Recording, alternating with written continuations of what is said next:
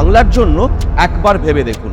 BJP Swami Vivekananda, কবিগুরু রবীন্দ্রনাথ ঠাকুরকে অপমান করেছে, বিদ্যাসাগরের মূর্তি ভেঙে দিয়েছে,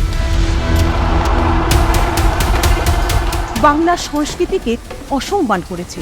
আপনার কি মনে হয় এটা ঠিক? বাংলার বাইরে থেকে এসে বহিরাগতরা ষড়যন্ত্র করে, আর বাংলার বাইরে গিয়ে বাংলাকেই অপমান করে। আপনার কি মনে হয় এটা ঠিক? 10 বছর ধরে ওই দিল্লির জমিদাররা ঠিক ভোটের সময় বাংলায় এসে নানা ভুয়ো প্রতিশ্রুতি দেয়, কিন্তু ভোট হয়ে গেলে তারা কোনো কথাই রাখে না।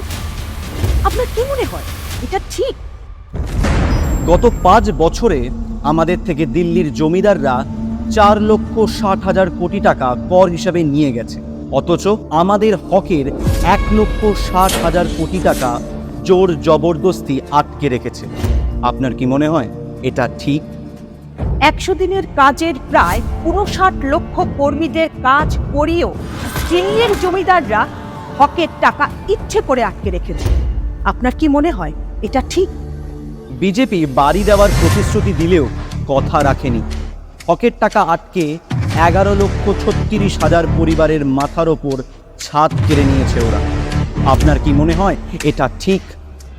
বাংলার মানুষ যখন তাদের হকের টাকা চাইতে দিল্লিতে কেন্দ্রীয় মন্ত্রীর সাথে দেখা করতে গিয়েছিল, তখন তাদের ওপর পুলিশ অত্যাচার করে।